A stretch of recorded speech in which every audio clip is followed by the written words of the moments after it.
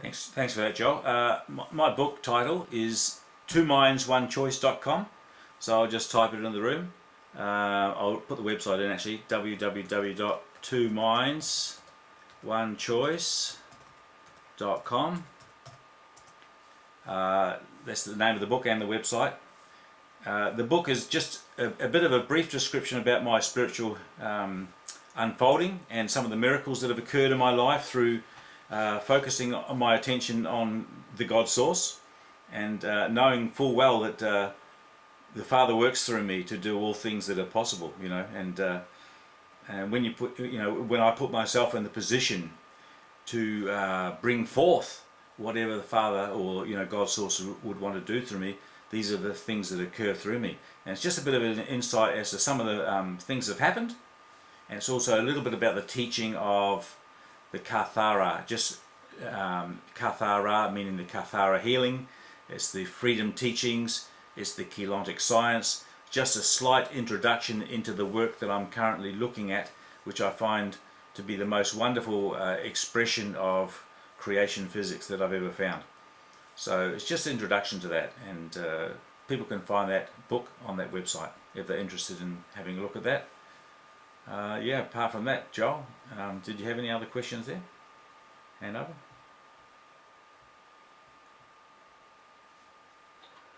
Oh yeah, I've got lots of questions. I'd like to get our live cyber radio audience involved. I didn't mean to scare them. We can do a very tight thing if we have enough folks, because a lot of people are intimidated by by the format, and they're used to a format where they just grab the mic. So let you folks know that it's okay if you got some comments, some short ones. That's cool. Maybe we can get into a discussion. You could have a discussion even with Grant here, because there is a lot of information there. Grant, I would say from now on, when you mention your book on the air, that you tell people that it's two, as in the number two, because when they listen to you say www.twominds1choice, they're not aware of the fact there's a 2 instead of TWO, and a number 1 instead of a ONE. Okay? So I just wanted to mention that, make sure people can get to the right website. I don't know who has two minds and one choice, but you might want to register that too, just in case somebody should want to make money on your website and offer another book or whatever by the same name. So here we are. We're on Live Talk Radio, and we're going to take Nomi, who's in the room, and she has a question or a comment. Go ahead, Nomi. Thanks, Joel. Yeah, I was listening, and I thought that your perspective was kind of biblical, and I wanted to ask you where God's mercy fit into your scenario.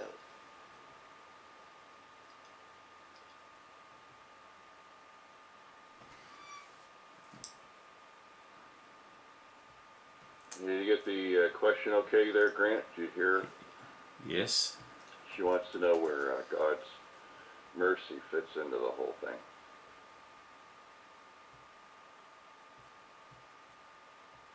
Okay, I'm back on mic. Everyone hear me okay? Yes, God's mercy, that's a wonderful thing, because what does mercy mean? A lot of people's perspective of mercy means that we've done something wrong and he's merciful to us, we've done something wrong.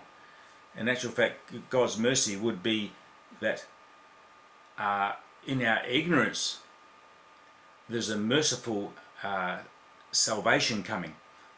In our ignorance, in our not knowing, in our forgetting, there is a mercy. And even in the teachings that we're following through Kathara, mercy is a very strong point. It is the fact that it's a thankfulness, it's a gratitude that, you know, even the French word merci means thank you, you know. It's like there is a gratitude that there is a saving host, what we call the host of God in the Kathara teachings. It's the same as the biblical teachings. There is a host, there is a whole God host, there's a Holy Ghost. There is help all around us to help us in a time of need. There is mercy and there is thankfulness, there is gratitude. So yeah, it's not like have mercy on me, mercy, mercy, don't kill me kind of thing. It's gratitude, virtually. It's gratitude. So I don't know how that fits with your ideas there, Naomi. It's gratitude. It's wonderful. It's grace. It's grace in action and our receptivity of the grace. It's the mercy, you know. You know, it's quite beautiful. So hand over the mic.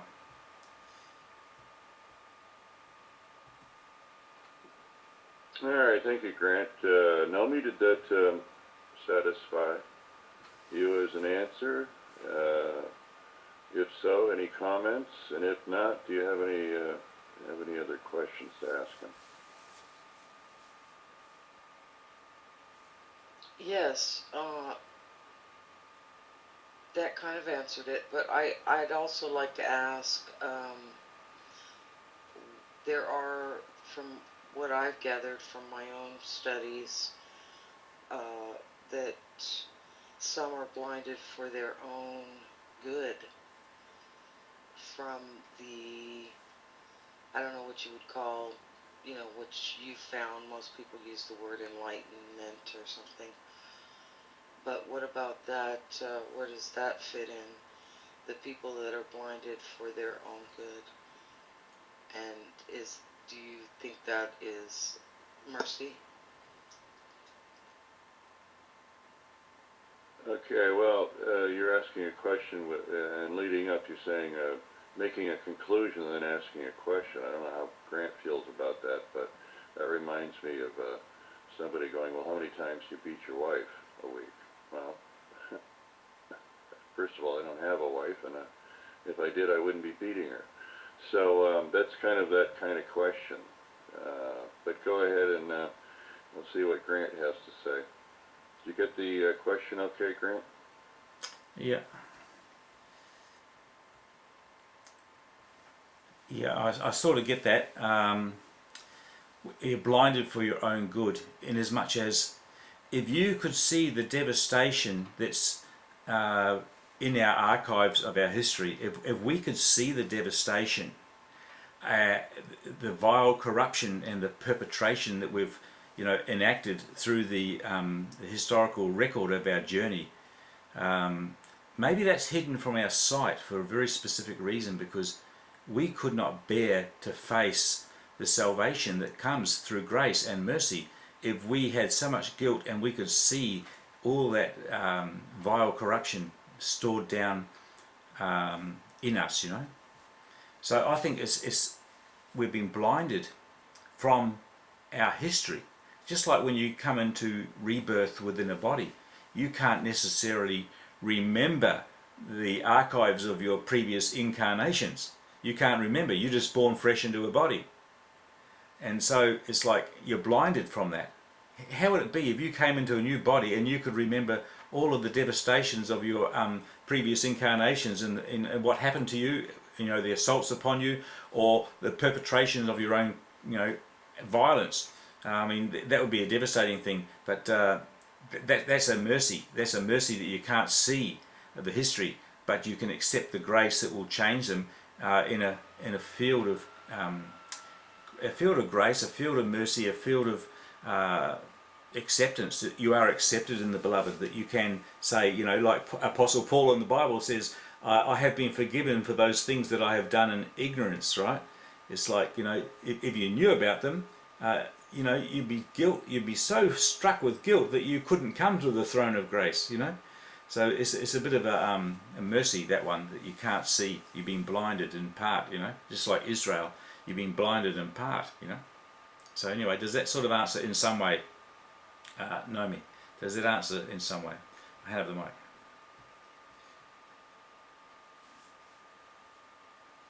Yeah, go ahead and respond, Naomi. This is radio. Ignore the text. I want to remind folks you're on a radio program. You're not in a chat room. This is a cyber radio studio. If somebody's talking to you, you need to be on the mic. Thank you very much.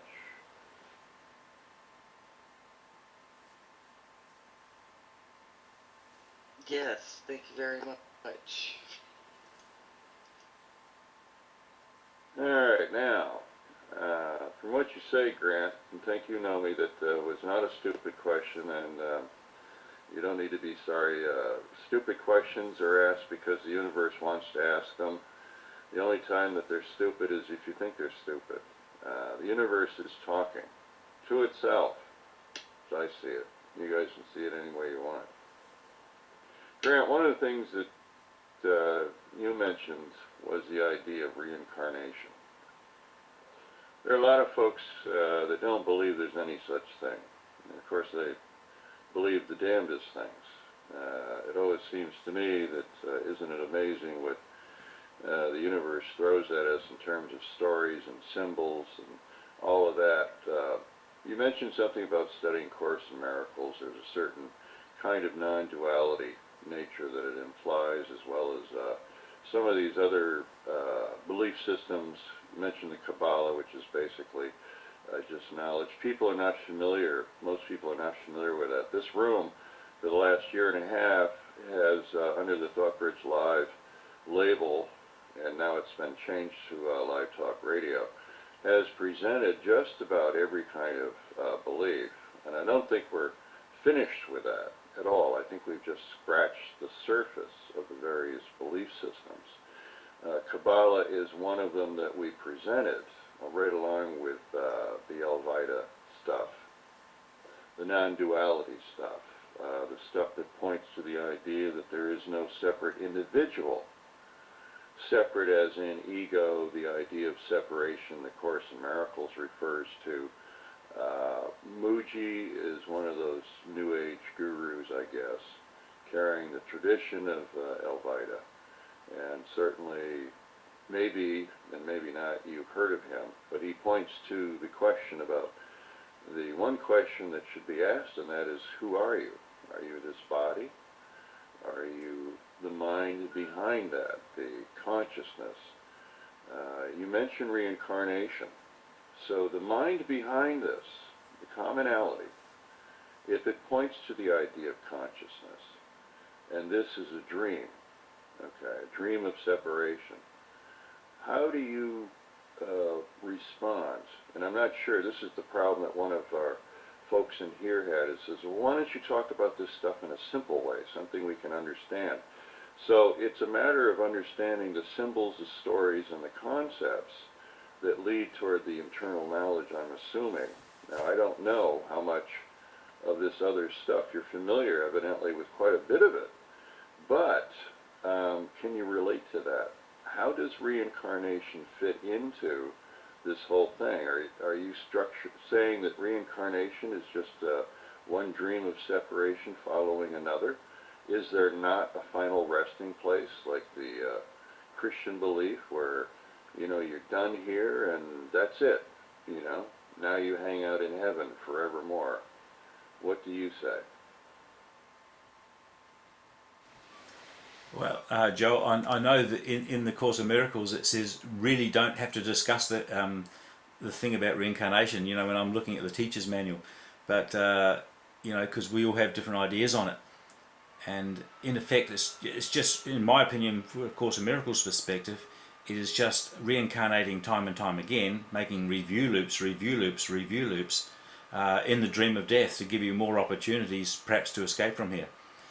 In the teachings I'm looking at with Kathara, or the freedom teachings, which is also known as Keylontic science, the only reason that we do reincarnate here, making review loops, you could call it the dream of separation, the reason we do perpetuate is because we have codes that have been set into the earth here when we've laid a body down, that we've had like an atomic bonding into the atoms of the structure of our vessel, And when we lay the body down, we still have part of our spiritual encryption laid down in the atomic structure of the Earth. And so we're bound to the Earth to come back and to free ourselves from the bonding into the atomic structure of the Earth.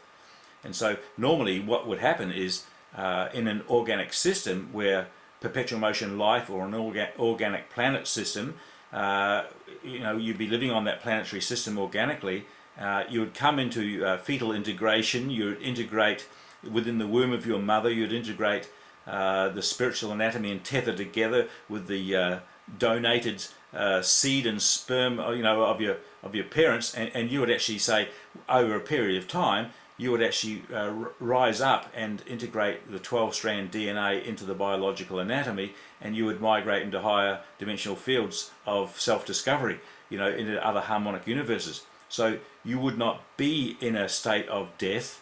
You would not need to reincarnate, but you would move forward in evolution of consciousness into higher dimensions.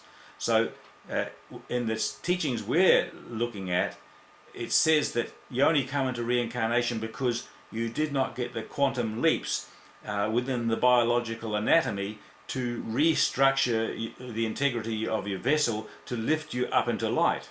You fell down into death because of the intrusion of the alien intervention, which is the main problem here on the planet.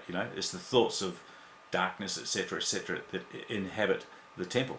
So normally quantum leaps, you'd be out of here within a very short time of maturing on the planet in an organic system. Reincarnation is not something that was part of the original organic structure, but became a way that we could have more and more opportunities to gather ourselves together and learn the technology and get out of here. So there you go. I'll hand over the mic there.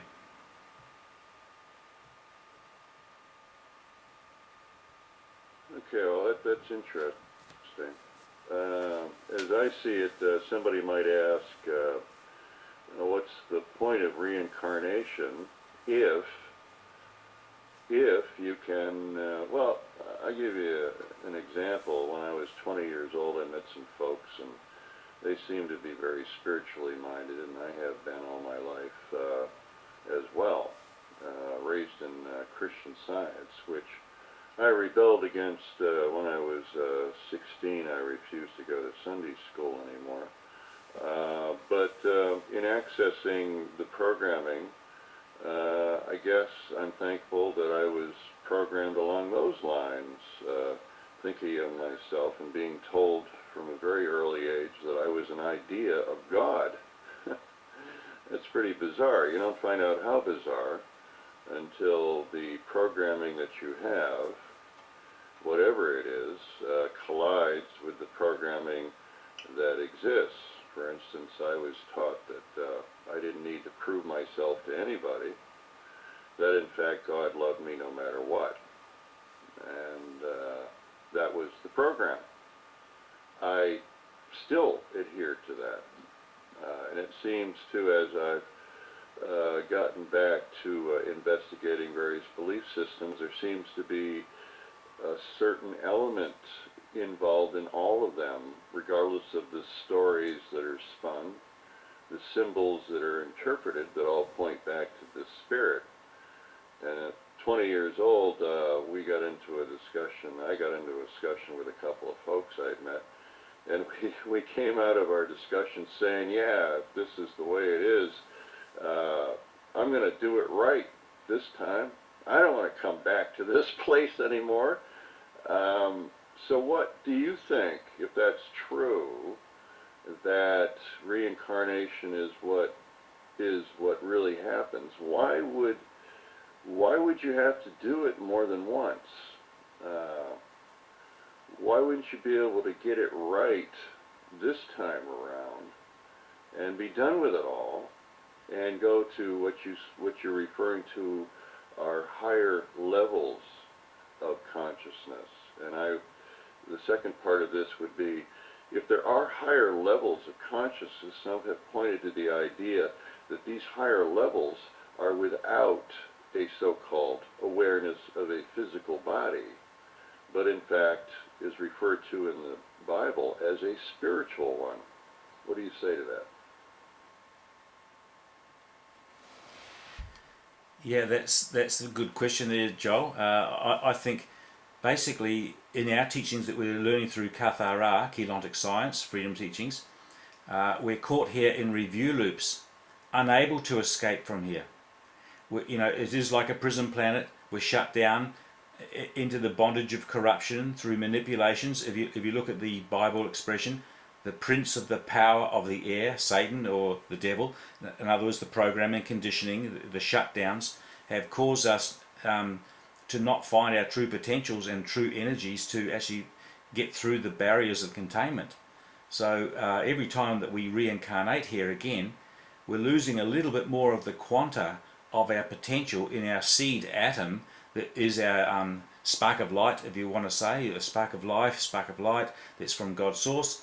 We're losing quotient of that light, and we're less able to escape from here. And even as we're reproducing offspring, you've always had the expression, our hope is in our children. Hopefully our children will overcome. I know I'm going to die, they say, but hopefully my children will overcome.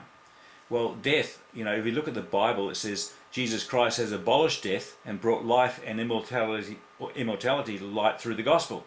What's the gospel? Christ in you is you, and there is a way through. Come follow me. So there is technology to break through the barriers there that contain us in this prison planet. But the shutdowns of this world are not making them available to the people here.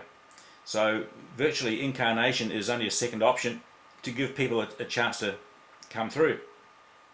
What I've found with the teachings I'm studying at the moment, there is a stellar activation cycle, which means a cosmic alignment, cosmic clock alignment in the multi-cosmic structure, which flows energy into systems to evolve into higher stations of consciousness. There are certain time cycles. Well, right here, right now, we're in one of those, what we call a stellar activation cycle, where the flow down from the multi-cosmic alignment would come in, and the flow of energy with the information of our self-identity would be able to be received within the planet, within the species, within everything on the planet. And we have an opportunity right now to actually receive it, more and more than ever in other time cycles. So yeah, we can sort of override the idea of reincarnation right now and come full into ascension. There are certain technologies involved with that.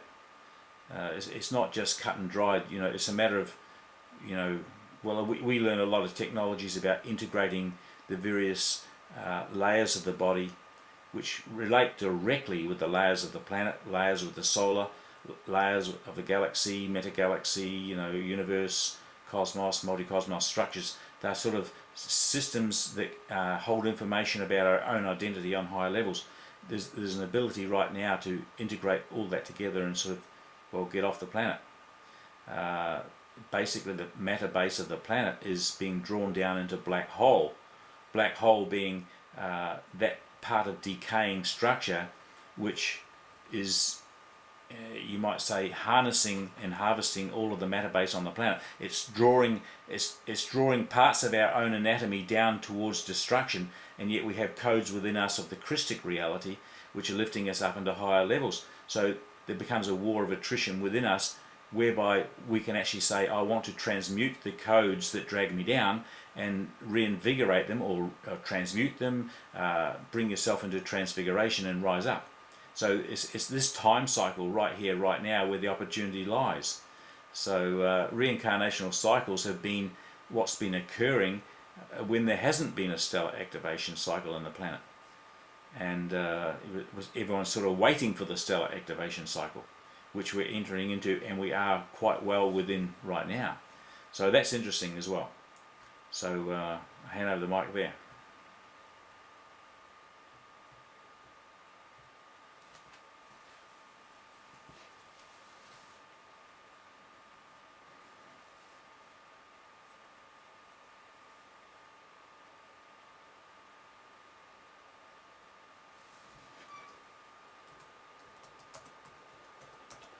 All right, well, we're talking with Grant Barlow,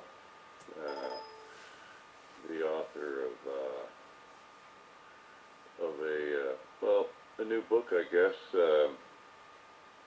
relatively new. Let's something here.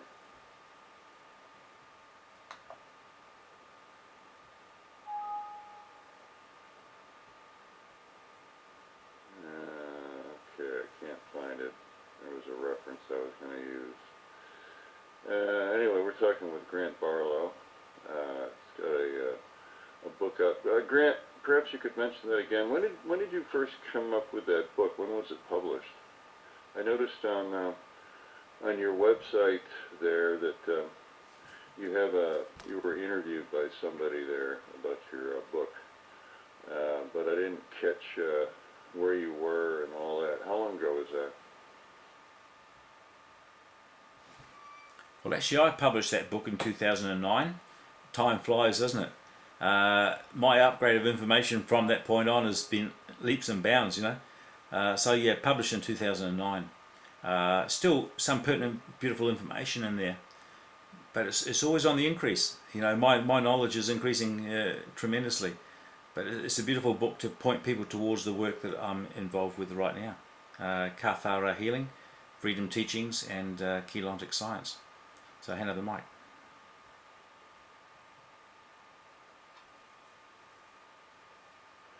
Well, that was back in 2009.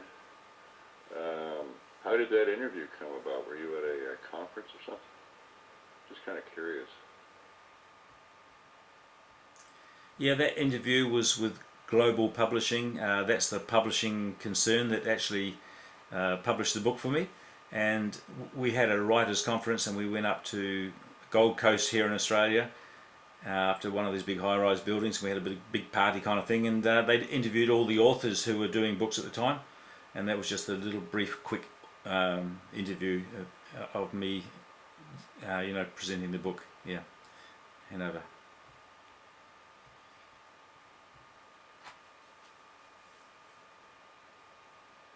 Okay, hold on for a second, folks. I've got to change computers here.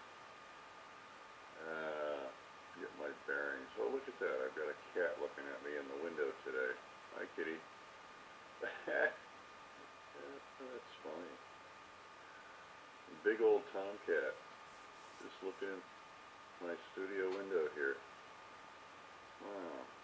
Well, hold on here. Grant, if you feel like saying anything more while I'm looking for something here, feel free. Otherwise, we're going to have a little dead air. Perhaps you could tell us a little bit about what's happened since you published your book, and if you're working on anything now. Anything new, or are you just going around talking and that kind of stuff? Yeah, Joel. I have 3 book titles. I've written the introduction, probably first chapter on 3 books. I'm having a big decision time on what format I'm going to bring the book out. This next book. I want to include a lot of what's happening in the world, along with a lot of the spiritual solution to what's happening in the world.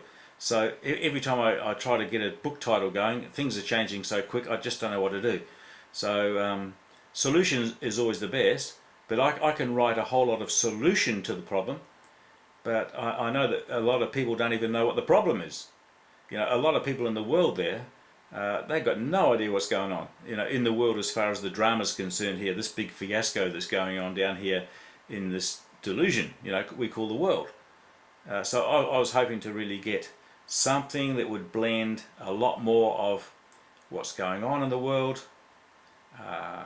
what's the cause of the problem in the world, and what is the real solution. Because I see a lot of New Age teachings, you know, people on the internet, YouTube, etc., a lot of authors, whatever, they tell you a lot about the biblical doctrines, they tell you a lot about New Age teachings, they tell you a lot about what's going on in the world, but I've never ever seen anybody really talk about what's the whole cause of the whole problem and what's the only solution. And that's what I really want to encapsulate in my next book, is what's the whole cause, just in a nutshell, what's the whole cause. Here goes another segment, here go the problems, and another segment, here is the only solution. And basically that's what every religion's trying to tell us, but there's a lot of spin. There's a lot of spin, you know, through other people who are making money off it. to get their own perspective spinning, to draw stuff to themselves. I want to make people very, very aware of what's the cause, here's the problem, and here's the solution. And it takes a lot of words, and if you're not coded or attracted to it, it makes it very difficult for anyone to even understand it or venture into the reading of a book like that. It's a very, very difficult subject. So it's hard. So I'm just trying to work out what I'm going to do. Or in the meantime, I'm going around a little bit and I'm talking in groups. I'm got a few meetings where I talk just to show people the work, and we actually do a few technologies. We actually do a few techniques, and people can actually start to feel the energy and what's going on, and they start to get a hold of it. So I do a few little talks from here and there. That's what that phone call was about before. I just had a confirmation of a meeting in a fortnight. So yeah, I like to talk about it. If I wasn't talking about it, what would I be doing? I mean, I have spiritual connections in high places, and I'm transmitting in frequencies that enter into the minds of other people, but I think we really need to have an on the ground kind of a vibratory face-to-face kind of talk about things, so people can ask questions and we get to a few points. So here we go. I hand over the mic. You there, Joel? You're back again. Hand over.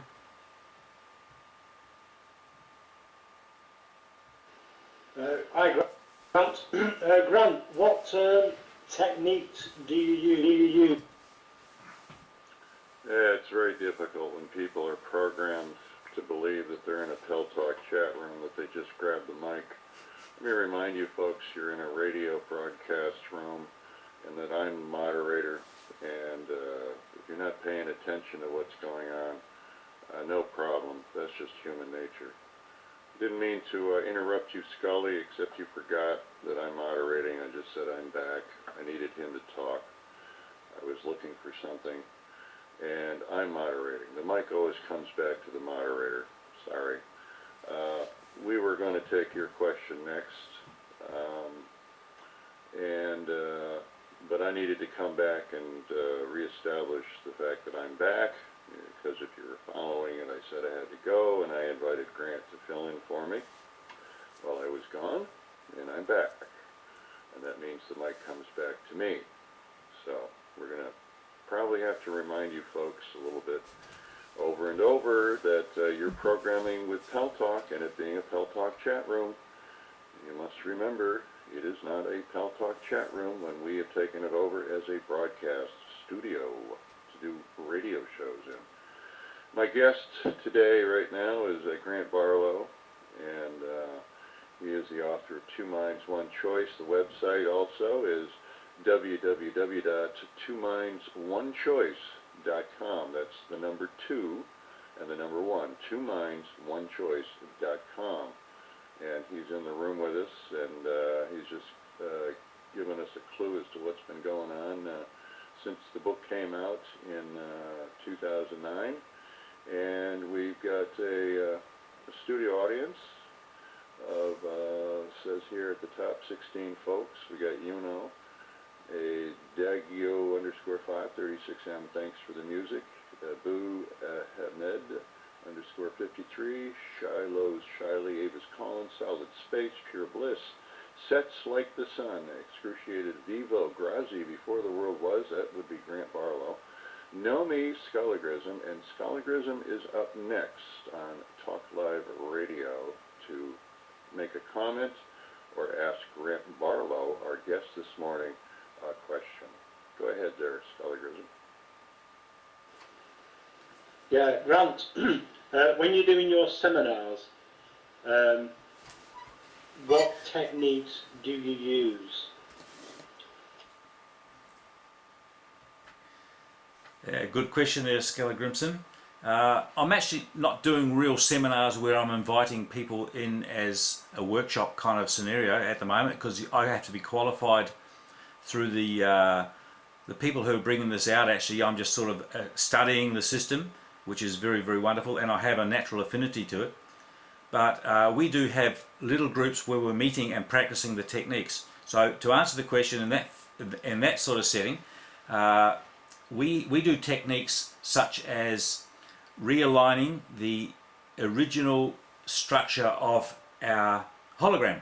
So we like to look at the technology concerned regarding our hologram. You know, what creates the hologram of the human body, what creates the hologram of the earth. So some of the techniques might be pineal gland induction, symbol code induction. So the living symbols of the original encryption of the mathematics of the program of the angelic human. So just take the blueprint of the angelic human, which is what most people on the earth are really.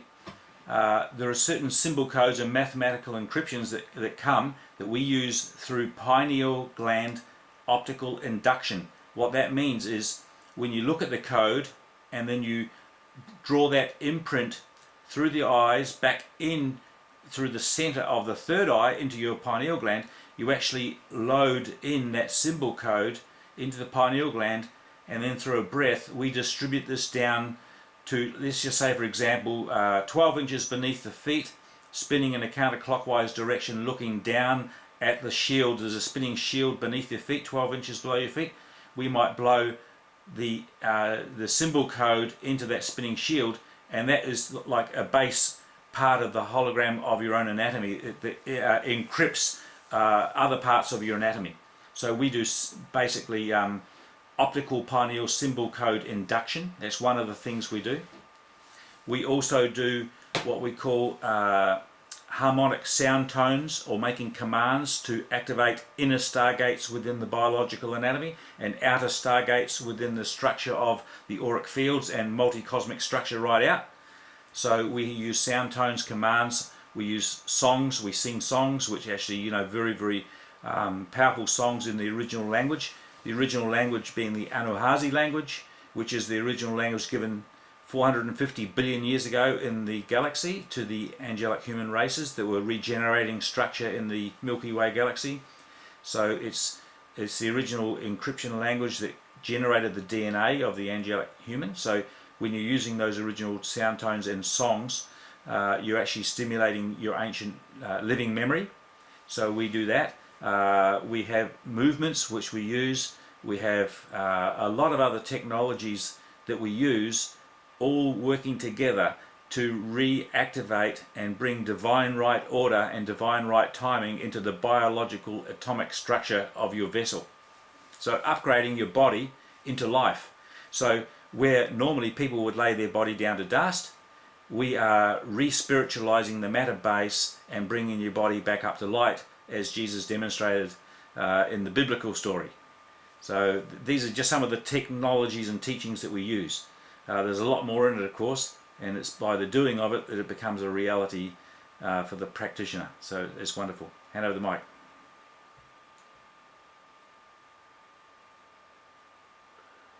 Thank you.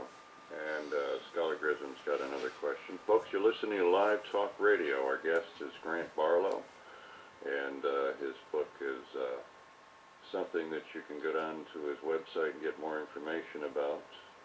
Basically, it is Two Minds, One Choice. That's a number 2 and a number 1 for the website, www.twomindsOneChoice.com. And right now we're in the LiveTalkRadioDotCom studio on Pell Talk. Grant, any chance you could turn your cam on for us? And I would invite other people in here as well to turn their cams on. And folks, I want to remind you, if you're listening out on the web right now, that you can actually join our live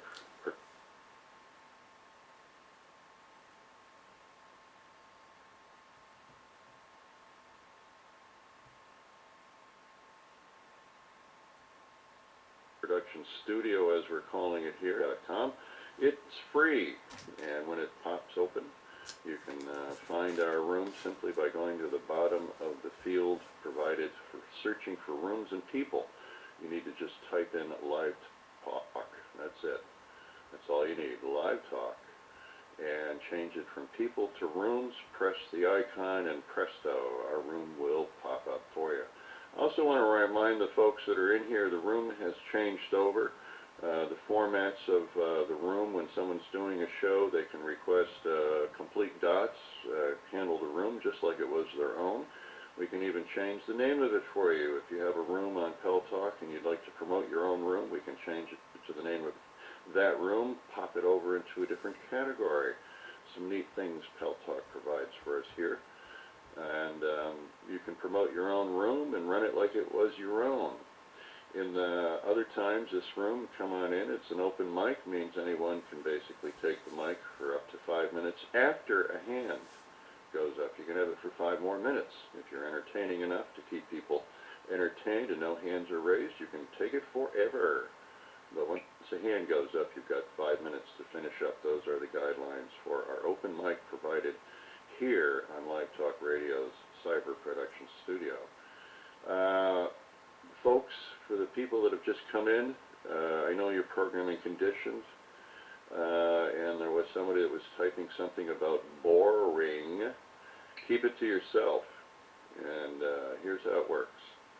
You go to a conference, and you don't go there to the conference, aka entering a room where something's going on, and then sit in the audience and say to the guy on stage, boring. That's called heckling. This is a tight show. Warning, you come into this room when a show's going on, there will be no mercy. You will be bounced. And of course, you'll be taken out of the bounce list right after the show concludes. No ifs, ands, and buts. It's going to be a while before everybody actually understands what's going on here, and that the name of the room not only has changed, but the way we run the room. Let me add one more thing. If you would like to have just a chit-chat, okay, and you sign up for 2 hours, you want to run the room into the ground, as long as you've got it registered on our website, on the new Pel Talk group where you schedule a show, you can do nothing. You could have dead air for 2 hours. I don't care. Dead air for 2 hours. But that's so people can go down and find out why there's dead air for 2 hours, okay? And you take the responsibility for the broadcast. That's the way it works, and that's the way it will work. So if you just want to have crap chat for 2 hours, sign up for a show, make up something for it, take the room over for 2 hours, and you can run it just like you would your own room. Okay, now that we've explained that, let's go over to Scully Grissom, who has his hand up and waiting to have a question or a comment for our guest, Grant Barlow.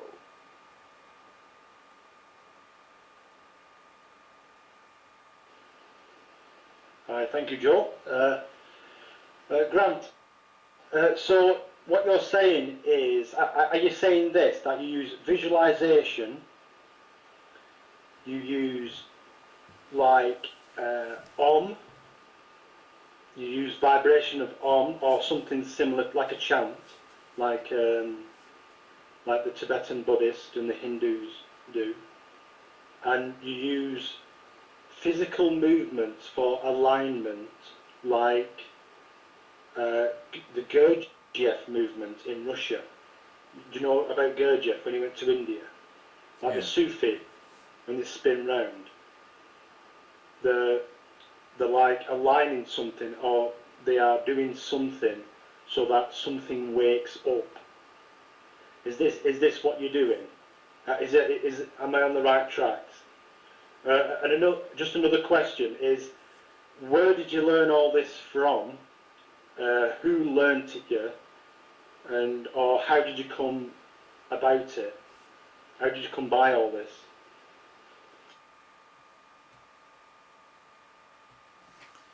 Basically, those sort of technologies, there is something in those technologies. You know, those people were practicing those kind of things for a purpose. We do something like that, but it's not exactly the way they do things. We have movements, yes. We don't spin around like the dirges or whatever you call them. We have certain spins and flows. We have certain movements of arms and legs, and certain kind of movements that we call logas. it's like yoga, but logas. The symbol codes are very important symbol codes because they are the original encryption mathematical symbol codes that created creation. It's what we call primal creation.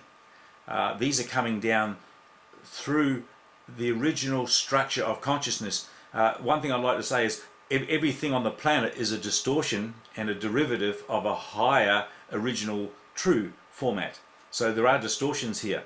Everything is being practiced here. There's a lot of truth in it, but not the totality of truth. Yes, we do those things and much more actually.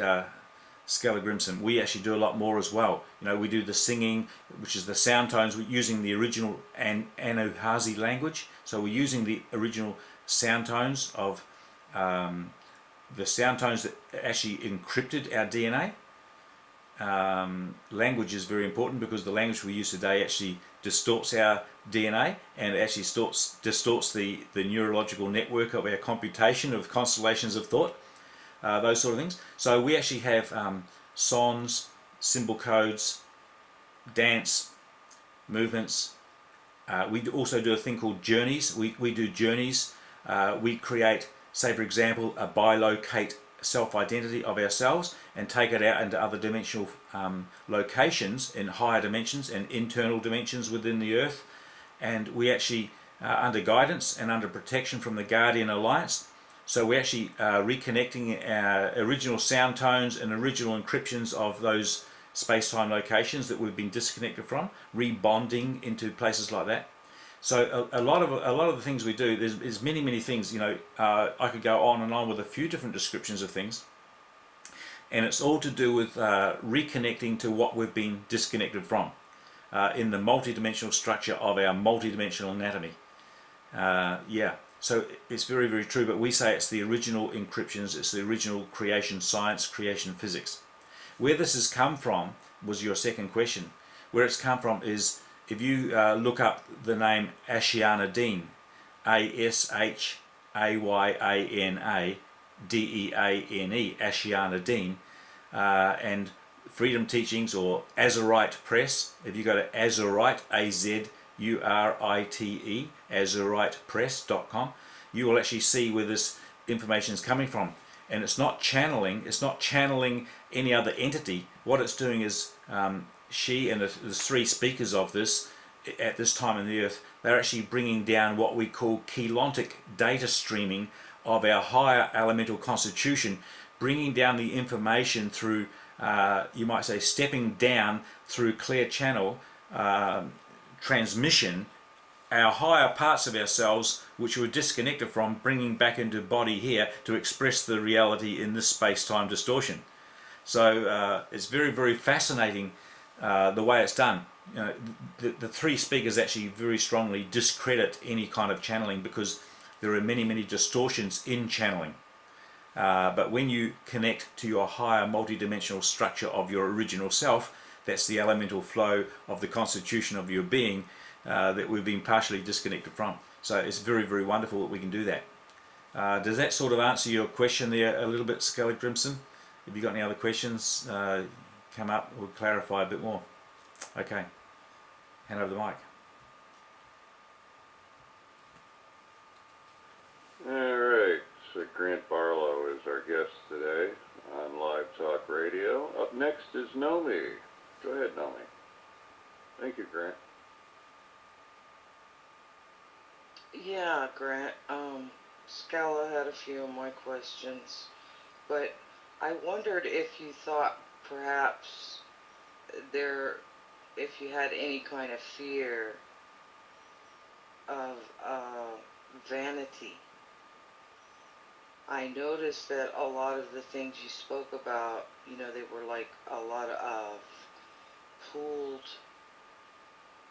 you know, from various cultures. I noticed you mentioned the Anastasi, and but yet then how do you know that, you know, a lot of the things you talked about doing were things that you did to achieve this space that you're at right now, but where in that is the grace and the mercy of God. If you have to do all these things to get where you're at, and follow all these rules and do all these things, where does that leave for the grace?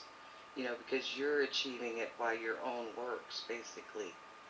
It does. It's that question makes any sense.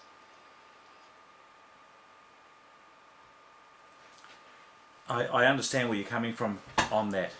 Just one little slight correction. It wasn't Anastasi, it was Anuhazi, which we call the original language. It was given to the angelic humans, which we were on the planet in the Regenesis.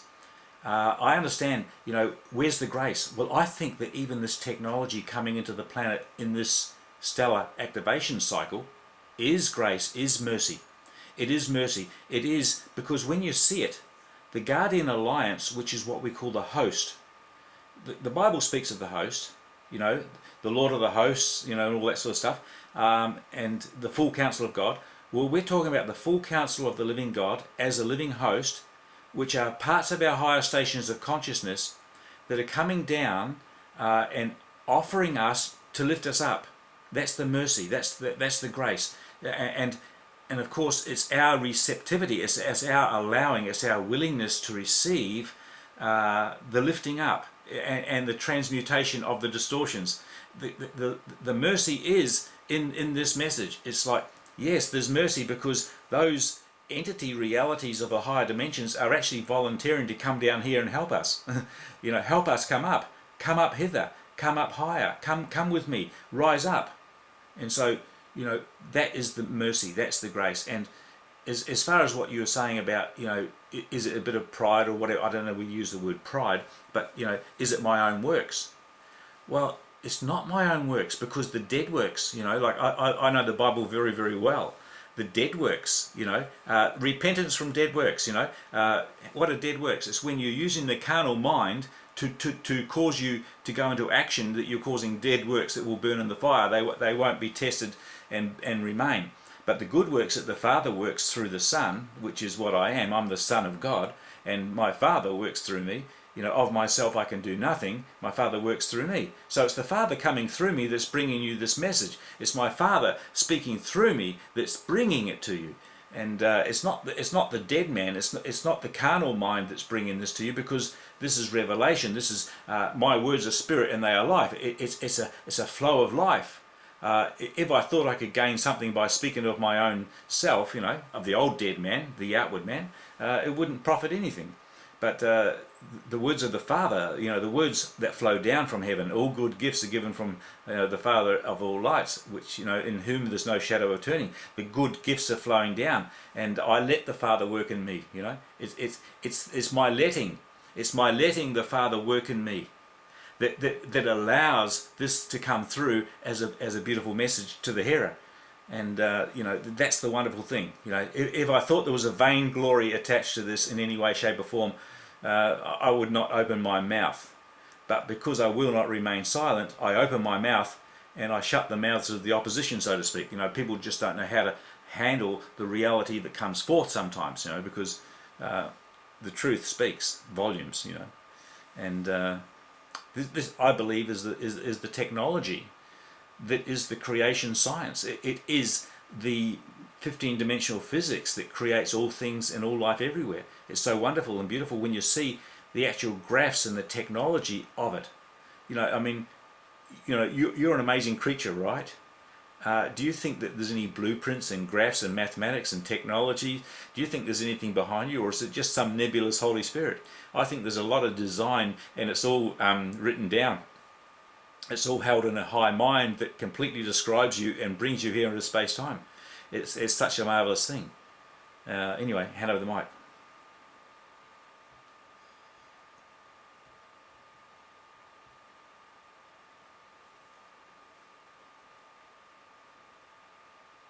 Alrighty, hopefully that answered your question.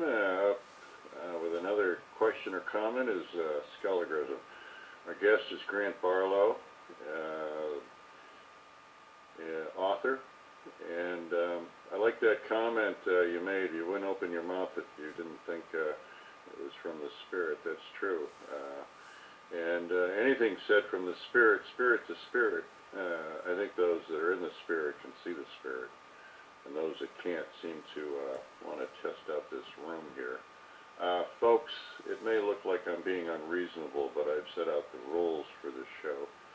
And when a show's in progress, if somebody wants to do a show where they want slimy comments from people, heckling from the folks in the room and text, that's one thing. I'm just giving you a demonstration of what it's like to run a tight show. You want to come back in the room under a different nick and be a pain in the ass, that's no problem for me. I love bouncing you. At the end of the show, everyone in the bounce list will come out of it. And this show will run until the bottom of the hour. And we'll go into an open mic, where again, you'll have 5 minutes to finish up whatever you're saying. If there are no hands, or once a hand goes up, you'll have 5 minutes to finish up whatever it is you're talking about, and 8 minutes to finish up if you're playing some music. Again, our guest is Grant Barlow, and Skulligrism is up with a question or comment for you, Grant. Go ahead, Skulligrism. Thank you. Yeah, Grant, when you are doing these techniques, what does it feel like? Could you give us an analogy to what it might feel like, as close as you can? What does it feel like when you encounter what you encounter?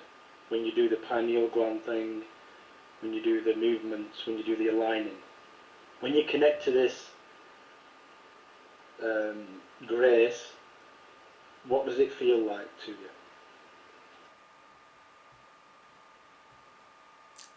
That's another good question there, Skelligrimson. To me, it feels like I'm comforted and I'm supported, and I feel trust, I feel guided, I feel empowered. I feel like I'm connecting to something that I already know. And it didn't come that way at first, because when I first started doing the techniques, it was a little bit vague. It was a little bit I was a bit numb to it. But with the practice of it, I can get very, very good visualizations now in my inner vision. I can get audible realities.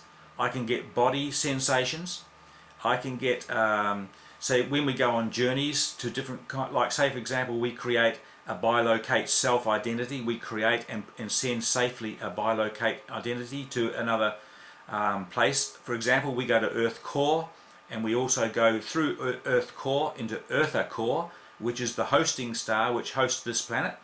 There's a star surrounding this planet on a different angular rotation of particle spin. It's not observable in our perception directly, but it's on a different angle of rotation of the particle spin. But that is hosting this Earth. When we go for a journey into Eartha, for example, into the temples, there's healing temples there. There's also learning places and places to study, and there's many platforms, and there's many, many locations. When I go in there, I can actually get some visuals and feel other entity realities helping and assisting. I can feel parts of my body changing. I get very, very clear help with visualization as other members there help to show me visualization and feelings. Not everybody can get the visualization. Some people are more, able to feel it just as an inner knowing. It's just like, oh, I know that's real. I can feel it. I know it. But I've been increasing in vision and hearing and other sentience. In this work, we're talking about 12 senses, not just the 5 or 6 that we know here, kind of thing. So other higher dimensional structure enables us to know other sentience. So yeah, that's just sort of my experience. Other people, you ask somebody else, they tell you something a bit different. Basically, in a group setting, we hear witness come back from other people. Wow, I just saw this or that, whatever. There's a lot of visualization. As a group, we form our own individual shield, which is spinning beneath our feet. I told you that one before. We also create group shield, and group cylinder of light around us, etc., etc.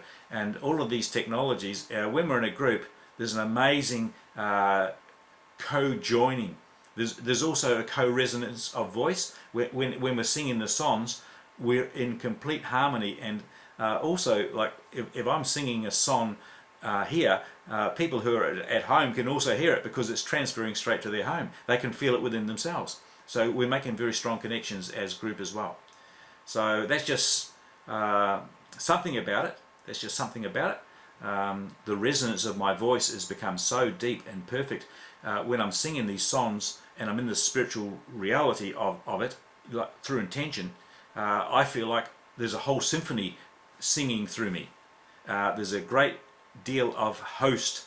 The host of God is with us, joining into us with the harmonics, with the symphony of life, with the voice. You know, the voice of many waters. You know, in the Bible it says the voice of many waters. You know, and we feel this voice of many spirits joining into us harmonically as a universal song. It's quite wonderful. And yeah, it's amazing. So anyway, hand over the mic. Hope that answered your question just a little bit. Any more questions? Come on up, anyone?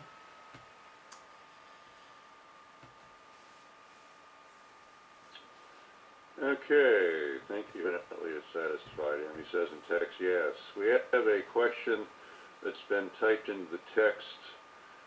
If you would like, you can come to the mic. It would be good to ask that question on the mic since this is radio.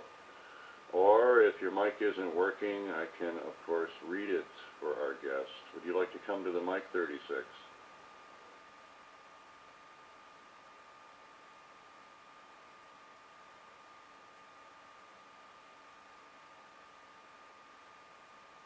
Okay. Oh, there he is. Thanks for that, Joe. Yeah, if you would, could you give me an insight into what food you eat day to day and generally any vitamins you may take? Just your general day-to-day living. And by the way, I didn't catch all the conversation, but what I did hear was very intriguing. Open mic. Well, 36, thanks for the music. I'm just a regular guy. I basically live more a vegetarian diet these days. I grow my own vegetables in the garden, and I drink my own filtered tank water. So that's the sort of stuff. I do drink a bit of cinnamon in my tea. But basically a very simple vegetable diet, and I do occasionally eat meat, not that often. Although I must admit in the last 3 or 4 weeks I have been eating more than I normally do. I don't take any vitamins. I work 3 days a week, basically in a factory, just doing that sort of stuff. But I do a lot of gardening, get a bit of exercise, basically in meditation and that. But I believe that we can actually bring into ourselves a lot of higher dimensional food. You know, if you read the Bible, what does it say? Jesus said, my meat is to do the will of him who sent me. So as you're doing the works of the Father, as Father works through you, as God's source works through you, that's your sustenance, that's your sustaining power. I am sustained by the love of God, and it's quite wonderful. So I think I'm getting some pretty good nutrition on the inward man. The inward man is eating and drinking and partaking of the divine nature. And I'm just eating a regular diet on the outside, but it may be a bit more healthy than some folks, you know. So how's that go? Does that answer you there? 36, thanks for the music. I hope that it has answered you to a certain degree. Okay, hand over.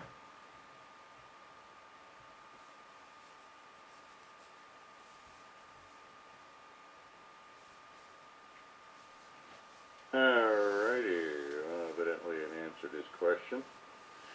We've been talking with Grant Barlow.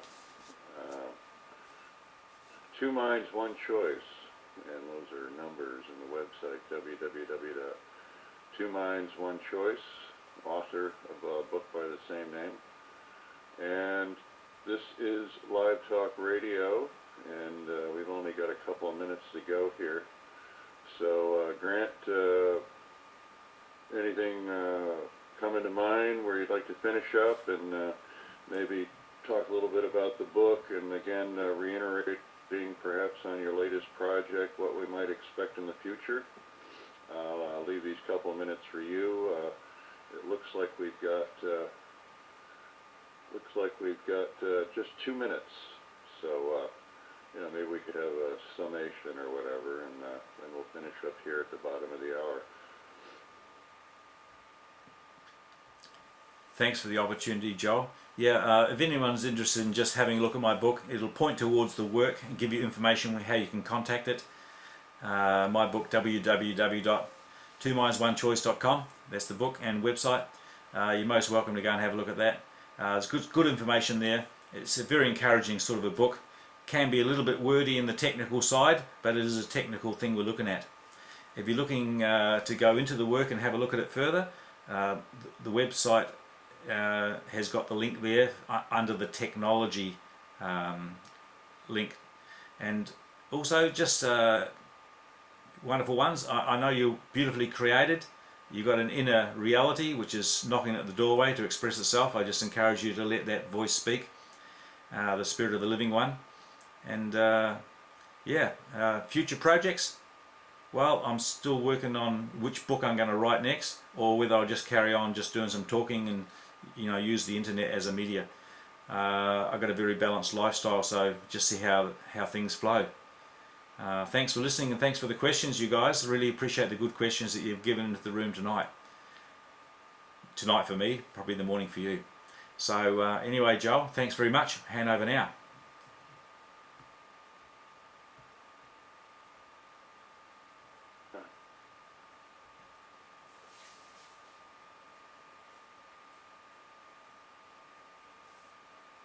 Me to reintroduce myself. My name is